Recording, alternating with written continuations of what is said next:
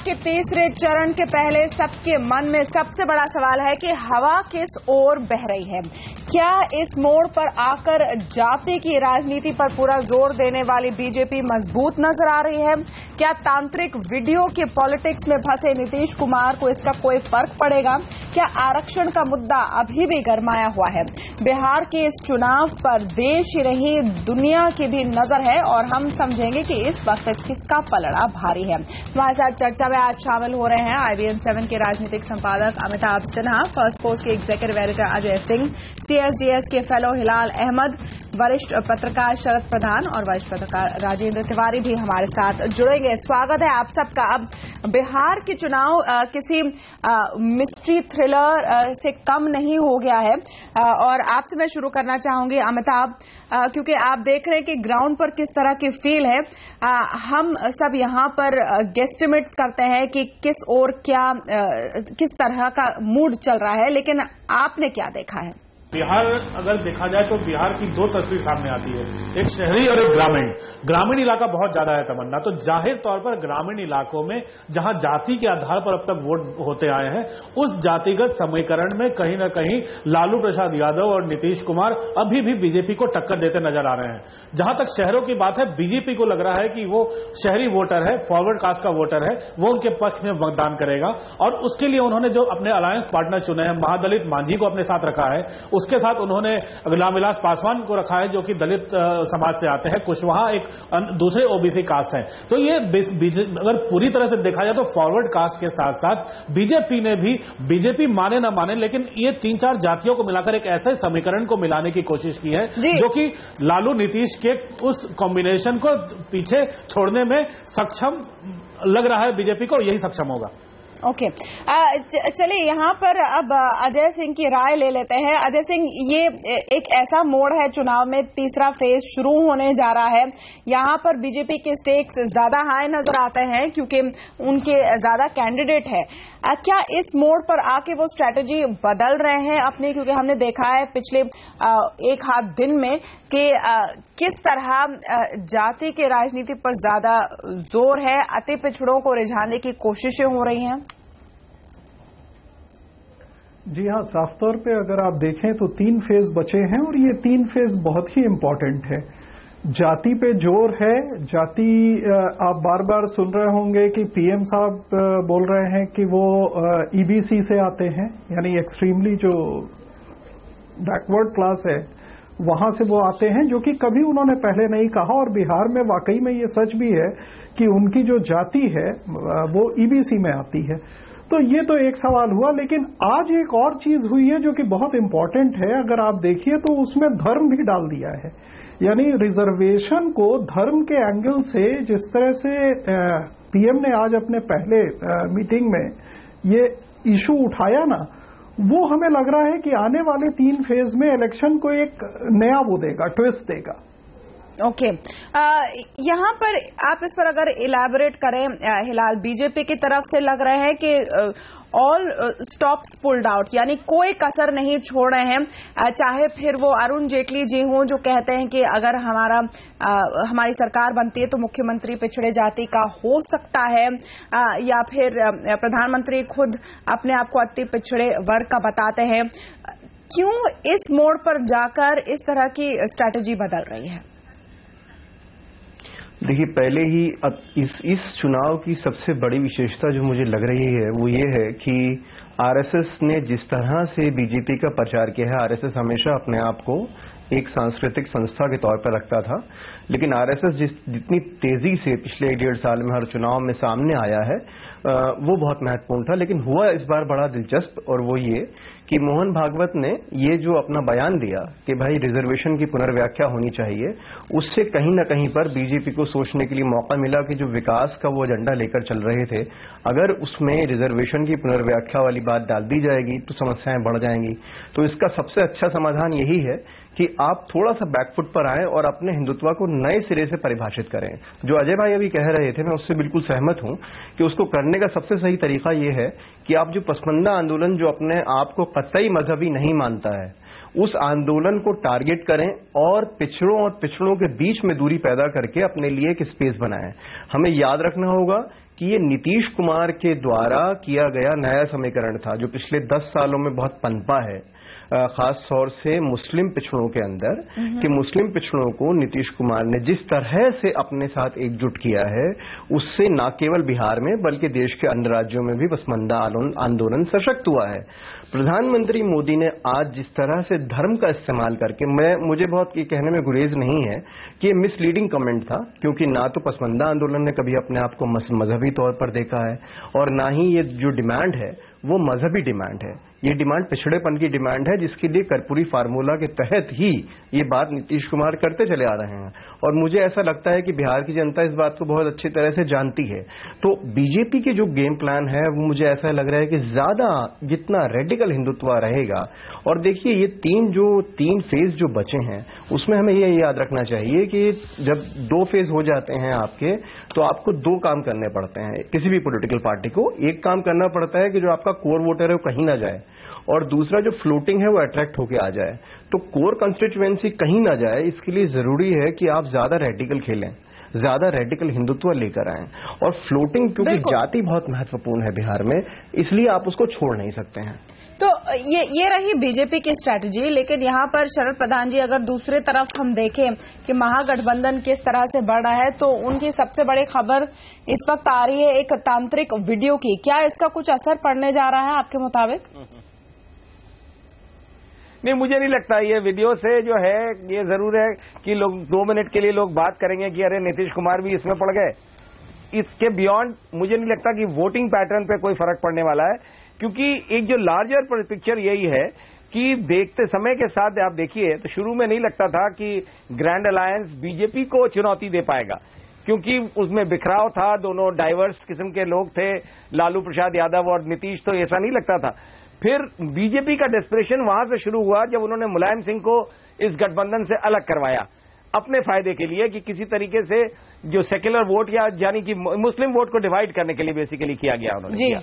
उसके बाद जिस तरीके से बीजेपी के बड़े बड़े लीडर्स इंक्लूडिंग प्राइम मिनिस्टर ने जिस तरीके की बातें, भाषण जिस तरह देने लगे हैं कि ऐसी चीजें उभारने लगे हैं। अब जैसे कि आज ही की बात है कि धर्म की बात करने लगे। मोदी जिन्होंने 2014 के पार्लियामेंट इलेक्शन में कहीं भी हिंदुत्व का सहारा नहीं लिया अपने भाषणों में, एटलीस्ट भाषणों में नहीं लिया, वो आज इस पे अगर उतर आए तो इससे लगता है कि बीजेपी बहुत डेस्परेट है। उनको लग रहा है कि जमीन खिसक रही है पांव के तले। तो और इसमें अब ये देखना होगा कि जो, और इसमें अमित शाह ने जिस तरीके से बहुत कोशिश करी है पोलराइज करवाने की, यूपी में जो जिस तरीके से दादरी में किलिंग कराई, दंगे यूपी में कराए, जिससे कि बिहार में ना करा के यूपी में करा के कि यूपी का असर बिहार में होता है। ये पूरा ये मकसद इनका डेफिनेटली लगता है कि ये जरूर था इसके पीछे, क्योंकि उससे क्या असर होता है ये चंद दिनों में पता लगेगा मुझे। लेकिन ये क्लियर है स्थिति कि डेस्परेशन बहुत है बीजेपी में। ओके, तो अमिताभ, यहाँ पर शरद प्रधान कह रहे हैं कि डेस्परेशन, उन्होंने शब्द का इस्तेमाल किया, बीजेपी में नजर आ रही है। ग्राउंड पर आपको क्या नजर आ रहा है? क्या इस तरह की आप कहे डेस्परेशन है या फिर गियर बढ़ा दिया है? और जो बेसिक सवाल है कि जब आप घूम घूम कर लोगों से बात कर रहे हैं वहां पर, तो क्या सेंस मिल रहा है आपको? देखिए, 2 चीजें बता दूं, ये डेस्परेशन नहीं है। इसको सीधे सीधे अगर देखा जाए तो नीतीश कुमार और अगर देखा जाए तो बीजेपी के टॉप लीडर्स की एक मूंछ की लड़ाई जिसे कहा जा सकता है, मूंछ की लड़ाई है। यहां नरेंद्र मोदी और अमित शाह की साख दांव पर लगी है और नीतीश कुमार का राजनीतिक अस्तित्व दांव पर लगा है। इसलिए डेस्परेशन दोनों तरफ है, डेस्परेशन सिर्फ एक और नहीं है। जहां तक बीजेपी की बात है, मैं आपको सीधे सीधे बता दूं, तमाम मंत्री पिछले 2 महीने से जुटे हुए हैं। रविशंकर प्रसाद दरभंगा में है तो राजीव प्रताप रूडी छपरा में है, पूर्णिया में कोई मंत्री बैठे हैं तो कोई सांसद किसी और जिले में। तो बीजेपी ने जिसे कहते हैं ना, नो स्टोन अनटर्न, एक भी मौका नहीं छोड़ा है कि अपने बड़े नेताओं को गांव गांव बूथ लेवल तक मंत्री मैनेज कर रहे हैं। तो जाहिर है बीजेपी कोशिश कर रही है, लेकिन इसमें सबसे बड़ी बात है उनको दिल्ली का बड़ा झटका है। अगर दूसरा झटका लगता है और उसमें नीतीश कुमार जीतते हैं तो काफी आगे आने वाली राजनीति पर उसके काफी दूरगामी परिणाम होंगे। तो जाहिर है बीजेपी की कोशिश यही है कि कम से कम बिहार जीते, बदलो बिहार, लेकिन हथकंडे वही अपना रहे हैं। आपने देखा होगा निगेटिव कैंपेन काफी हो गया है दोनों तरफ से। कोई किसी को शैतान कह रहा है, कहीं की वीडियो बाहर आ रहा है। तो जाहिर है इस जीत को हासिल करने के लिए दोनों पार्टियां किसी भी स्तर पर वाद विवाद के स्तर को ले जा रही हैं, जो कि शायद राजनीति के लिए ठीक नहीं है, लेकिन जीत के लिए राजनीति हथकंडे अपनाने ही पड़ते हैं।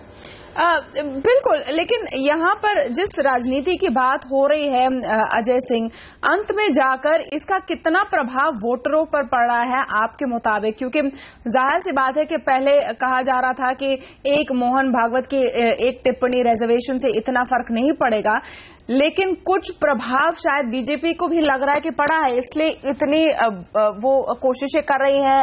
बार बार प्रधानमंत्री बात कर रहे हैं कि आरक्षण को हम कुछ नहीं करेंगे। की फैक्टर्स क्या रहेंगे आपके मुताबिक? देखिए, इस इलेक्शन की खासियत क्या है कि इसमें झूठ यानी लाइज और अर्ध सत्य, हाफ ट्रूथ, इसको लेके काफी ये इलेक्शन हो रहा है। आपको कभी भी उम्मीद नहीं होगी कि बिहार के मुख्यमंत्री जो डेवलपमेंट के लिए जाने जाते थे वो इतना ज्यादा कास्ट एंगल पे चले जाएंगे। यानी वो एक ऐसे लोगों के साथ होंगे जहां पे कास्टिज्म, वो जिस मंच पे बैठते हैं उस मंच पे जो दूसरे लोग हैं वो सिर्फ जाति की बात करते हैं। वहीं पे आप दूसरी तरफ चले आइए तो दूसरी तरफ भी कास्ट को ही अपने साथ लिया जा रहा है। जीतन राम मांझी के लिए बीजेपी का कोई अफेक्शन अचानक नहीं आया, सीधा सीधा कास्ट है।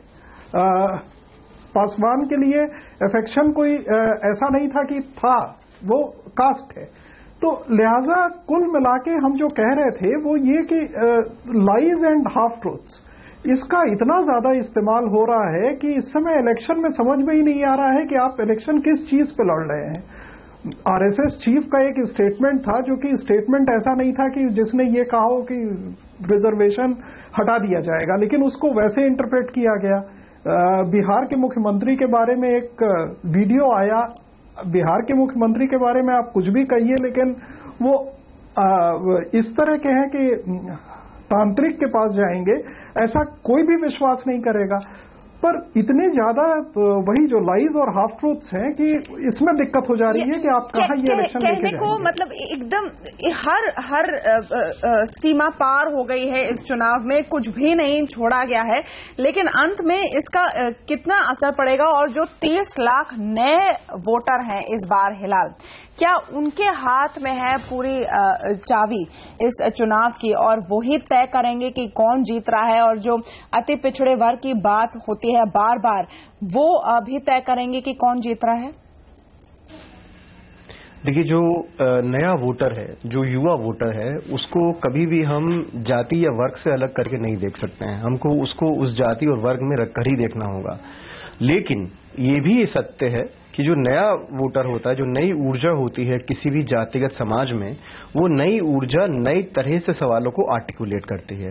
तो ये संभव है कि वो जो नई डिमांड्स हैं जो इस नए युवा वोटर के मन में हैं, वो शायद राजनीतिक दलों को मजबूर करें कि वो दूसरी तरह से जाति और विकास, जिसको अभी तक बाइनरी के तौर पर देखा जाता है, उसे खत्म करके नए सिरे से विकास की बात नहीं बल्कि नए सिरे से पहचान और पहचान के साथ जुड़ी समस्याओं को लेकर कोई बात कर पाए। जहां तक वोटर के इम्पैक्ट का सवाल है, ये बात कही जा सकती है, जैसे कि आप शुरू में जो रिपोर्ट पर बात हो रही थी कि शहरों में जो बीजेपी है उसका फोकस शहरों में है।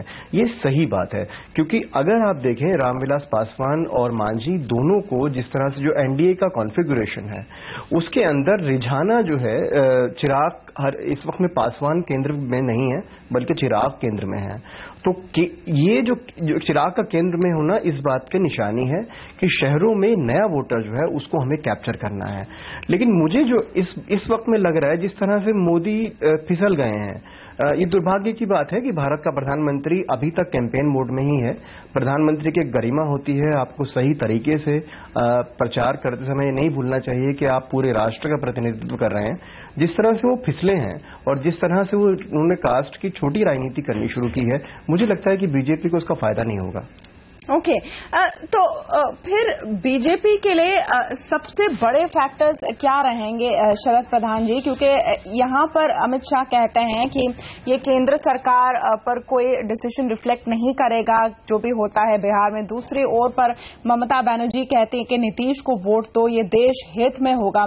जाहिर सी बात है, कोई माने ना माने, लेकिन बिहार का जो चुनाव है वो एक बहुत बड़े स्केल पर देखा जा रहा है। बिल्कुल बिल्कुल सही बात है। और ये अमित शाह का ये जुमला, ये कहना कि ये केंद्र के ऊपर रिफ्लेक्ट नहीं करेगा केंद्र की कैपेबिलिटी पे, ये और जाहिर करता है वही बात कि अंदर से कमजोर पड़ रहे हैं। इसमें सबसे बड़ा टेस्ट होगा अमित शाह का, जिन्होंने यूपी का श्रेय अपने आप ले लिया था, जो कि मेरे हिसाब से गलत था। क्योंकि यूपी में जो 2014 में हुआ था वो श्रेय सिर्फ मोदी को जाता था, लेकिन वो श्रेय अमित शाह को इसलिए दिया गया क्योंकि उनको प्रेसिडेंट बनाना जाना था पार्टी का, और जिससे कि पार्टी और गवर्नमेंट दोनों मोदी साहब के पास आ जाए, जेब में रहे। तो ये आज रिफ्लेक्ट करेगा अमित शाह, जिन्होंने पूरा कैंपेन बड़े जोर शोर से दुनिया के हथकंडे अपनाए हैं और इसको कम्युनल टर्न देने की भी कोशिश करी है। अब इनको मालूम पड़ेगा कि ये हिंदुत्व इनको पे करता है कि नहीं पे करता है, और ये आगे की राजनीति तय करेगा इस देश की। क्योंकि बिहार का इलेक्शन जो है वो 2017 के यूपी इलेक्शन पे भी इम्पैक्ट पड़ेगा उसका। और इसलिए मुझे तो ये लगता है कि अगर ये किसी तरीके से बीजेपी वहां जीत जाती है तो हो सकता है एरोगेंस ऑफ पावर इतनी ज्यादा बढ़ जाए कि न जाने क्या कर बैठेंगे। ओके, तो राजेंद्र तिवारी भी हमारे साथ राजेंद्र तिवारी भी हमारे साथ जुड़े हैं, वरिष्ठ पत्रकार। तिवारी जी, यहाँ पर हम एक मूल सवाल का जवाब ढूंढ रहे हैं कि इस वक्त बिहार में किस ओर हवा बह रही है, और आपके रिपोर्टर्स बिहार में फैले हुए हैं। आप भी ग्राउंड में जाकर, फील्ड में जाकर आपने देखा है कि किस तरह की बातें लोग कह रहे हैं। आपका क्या आकलन है इस वक्त? मुझे लगता है कि जो चुनाव शुरू होने से पहले एनडीए को बढ़त थी, वो बढ़त अब नहीं है। उसकी जो वजह मुझे दिखाई देती है कि एनडीए की स्ट्रेटजी थी कि वो नीतीश कुमार को निशाना बनाएंगे, जंगल राज को इश्यू बनाएंगे, पैकेज लेकर के आएंगे, और उसके बाद भ्रष्टाचार के इश्यू पे कुछ जो भी चीजें सामने आएंगी उनको इश्यू बनाने की कोशिश करेंगे। लेकिन नीतीश कुमार पर कोई आरोप या उनको इश्यू बनाने की बात टिकी नहीं।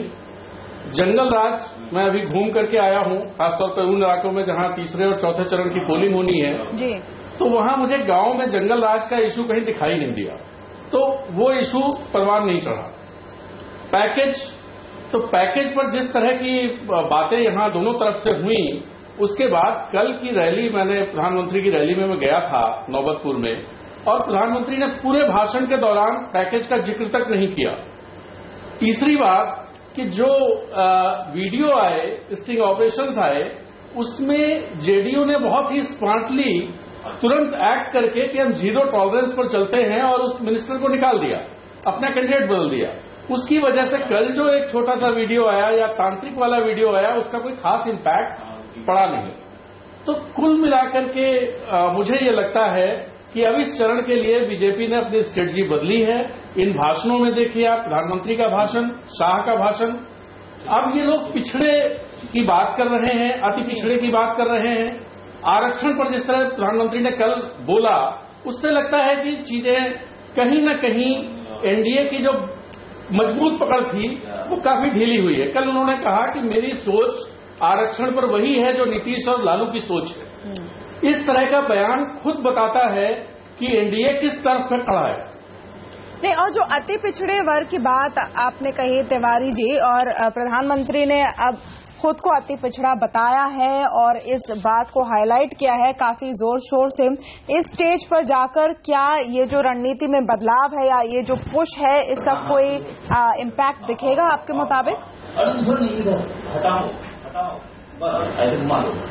मुझे लगता है कि जो यहाँ पर अति पिछड़ा वर्ग है, वो वर्ग ही डिसिसिव होगा करीब 25 से 28% वोटर है अति पिछड़े वर्ग से, जिसको भाजपा मान रही थी कि वो उसके साथ जाएगा और महागठबंधन मान रहा था कि वो उसके साथ जाएगा। लेकिन जो 2 चरणों का चुनाव हुआ, जो पोलिंग हुई, उसमें मुझे लगता है कि जो इंडिकेशंस मिले हैं, उन इंडिकेशन से ऐसा लग रहा है कि कहीं न कहीं भाजपा ने जो सोचा था वैसा हो नहीं रहा है, और इसी के चलते अति पिछड़े की बात कहनी शुरू की गई। शाह ने ये कहना शुरू किया कि हमने अति पिछड़ा प्रधानमंत्री दिया है। प्रधानमंत्री ने कहना शुरू किया कि मैं अति पिछड़े परिवार से आता हूं। पहले सिर्फ गरीब परिवार की बात को कहते थे, कल की रैलियों में उन्होंने कहा मैं अति पिछड़े परिवार से आता हूं, इसलिए लालू नीतीश मेरे पर हमला कर रहे। तो इनसे संकेत साफ है कि चीजें किस तरफ जा रही हैं और बीजेपी की स्ट्रेटजी में क्या बदलाव हो रहे हैं। जी, तो अजय सिंह, तो यहाँ पर क्लियर हो रहा है कि बीजेपी ने कोर्स करेक्शन किया है या करने की कोशिश कर रही है, तो फिर मूल सवाल है कि क्या इसका कोई इम्पैक्ट पड़ेगा। और दूसरी ओर महागठबंधन के लिए सबसे बड़ी चुनौती क्या है इस वक्त, क्योंकि अगर हम 2014 के चुनाव देखें, वहां पर एनडीए ने बहुत ही शानदार परफॉर्मेंस दिया। ऐसा कुछ बहुत क्या बदला है जिससे हम आंक सकते कि बिल्कुल उल्टा होगा? क्या मोदी जी अभी भी वोट ड्रॉ करने में कामयाब रहेंगे? देखिए, लोकसभा का जो इलेक्शन था उसमें ईबीसी ने वोट दिया था एनडीए को, तो इस बार भी ये माना गया कि शायद ईबीसी उधर जाएगा, जो कि बाद में ये समझ में आया कि ईबीसी अपने पॉलिटिकल इंटरेस्ट अपर कास्ट के साथ या बीजेपी के साथ उस तरह से नहीं जोड़ रहा है जैसे कि उसने लोकसभा के इलेक्शन में देखा। तो एक तो बात ये थी। दूसरा जो आपका सवाल है वो ये कि जो इन्होंने स्ट्रेटजी बदली है उसका कितना असर होगा। जी। इस समय अगर कोई एक असर हो सकता है तो अगर धर्म वाला जो इशू उठाया गया है उसी का असर अगर होगा तो होगा। हमारे ख्याल से इस समय जो जेडीयू और आरजेडी है उसके लिए सबसे बड़ा जो दिक्कत होगा वो ये कि अगर इसने धार्मिक टर्न ले लिया तो थोड़ा मुश्किल होगा, अदरवाइज हमें लग रहा है कि वो इनके लिए दिक्कत नहीं है। अब हिलाल, अंत में क्या आप वो रिस्क लेना चाहेंगे कोई प्रेडिक्शन देने का, या आपके मुताबिक इस वक्त कौन आगे है? नहीं, मैं प्रेडिक्शन नहीं कर रहा हूं, ये मेरा अपना एनालिसिस है। अजय भाई ने जो भी कहा उसमें सिर्फ एक बात ऐड करना चाहता हूं, और वो ये कि जो आप लोकसभा चुनाव में एनडीए की जीत को केवल जीती गई सीटों के हिसाब से मत देखिए। उस चुनाव में लालू और नीतीश साथ साथ नहीं लड़े थे। उसका जो अगर हम सिर्फ परसेंटेज ऑफ वोट के हिसाब से देखें तो एनडीए को मिलने वाले मत प्रतिशत बहुत कम थे बीजेपी को, और लालू नीतीश ने उसके बाद जो बाई इलेक्शन हुए उसमें उनका परफॉर्मेंस बहुत अच्छा था, पहली बात। लेकिन इस समय में मेरा एनालिसिस ये कह रहा है कि भाजपा में थोड़ी खलबली है और वो थोड़ा बैकफुट पर है। लेकिन इसका मतलब ये कतई नहीं निकालना चाहिए कि जो अजय भाई भी कहने की कोशिश कर रहे हैं कि जो एक्सट्रीम हिंदुत्व की पॉलिटिक्स है वो पे करेगी या नहीं करेगी, ये मेरे ख्याल से ये वाला जो फेज है अभी अगला वाला, इसमें ये बात तय हो जाएगी कि वो आगे आने वाले फेज को किस तरह से रिस्ट्रक्चर करते हैं। ओके, शरद प्रधान जी, अंत में आपका क्या आकलन है? ये इस चुनाव को नेशनल स्केल पे देखा जा रहा है, ये तो हम सब मानते हैं, लेकिन यहाँ पर क्या वाकई एनडीए बैकफुट पर नजर आ रही है, कांटे की टक्कर है, या फिर जो भी डिसीजन होगा वो एक तरफा होगा? बिल्कुल, ये तो जिस तरह से पूरे पीरियड में देखिए, जब से जहां से शुरू होता है इलेक्शन, कि जो एनडीए में एग्रेशन था, जो एनडीए में जो कॉन्फिडेंस लेवल था, इनके लीडर्स के जो स्पीचेस में जो बात थी, वो धीमे धीमे चेंज होती गई। जो चेंज है ये हर स्टेज पे दिखाता रहा कि कमजोर हो रहे हैं। इनको फीलिंग हो रही है, इनको नहीं उम्मीद थी कि नीतीश और लालू का कॉम्बिनेशन इतना मजबूत हो जाएगा, और मेरा ख्याल नीतीश और लालू को भी शुरू में ये कॉन्फिडेंस नहीं था। जो उनकी तरफ कॉन्फिडेंस बढ़ता हुआ दिख रहा है, इनके लीडर्स में कॉन्फिडेंस गिरता हुआ दिख रहा है, डेस्परेशन दिख रहा है, उससे जाहिर होता है कि बात बड़ी कांटे की टक्कर है, लेकिन किस तरफ पल्ला भारी होता है ये आज की डेट में कहना बड़ा मुश्किल है। लेकिन टिल्ट जरूर मुझे लगता है एज ग्रैंड अलायंस की तरफ है। तिवारी जी, अंत में आप भी मानते हैं कि टिल्ट ग्रैंड अलायंस की तरफ से, या 50-50 कहेंगे इस वक्त? मुझे लगता है कि अभी बहुत ही कांटे की टक्कर है। दूसरी बात यह कि कल से प्रधानमंत्री जो सवाल उठा रहे हैं, जो मुद्दे बता रहे हैं, बिजली, पानी और सड़क, इन मुद्दों पर आज भी उन्होंने रिपीट किया है। लेकिन मुझे नहीं लगता कि बिहार में ये मुद्दे कहीं इम्पैक्ट डालने वाले हैं, क्योंकि पानी की इश्यू है नहीं, बिजली काफी सुधार हुआ है पिछले 1 साल में, छोटे छोटे शहरों में 20-20 घंटे बिजली रहती है जी। और सड़क का इश्यू कहीं नहीं है। आप कहीं भी जाएं तो सड़कें आपको मिलेंगी। तो ये कहीं इनको फिर बदलना पड़ेगा ये चीज। लेकिन मुझे लगता है कि कांटे का मामला है, और अगर इसका इम्पैक्ट नहीं हुआ जो स्ट्रेटजी एनडीए की है, तो महागठबंधन को इसका फायदा मिलेगा। ओके, चलिए, पूरी तरह से हमारा समाप्त हो गया है, लेकिन बहुत बहुत शुक्रिया आप सबका। कुल मिलाकर हमारे एक्सपर्ट पैनल की राय है कि अभी भी कांटे की टक्कर है, लेकिन इस वक्त उन्हें बीजेपी थोड़े से बैकफुट पर नजर आ रही है। खैर, एक ऐसा चुनाव है जिसमें कोई भी प्रेडिक्शन नहीं करना चाहेगा, वो रिस्क नहीं लेगा, तो देखना ही होगा कि क्या डिसाइड करती है बिहार की जनता। नमस्कार।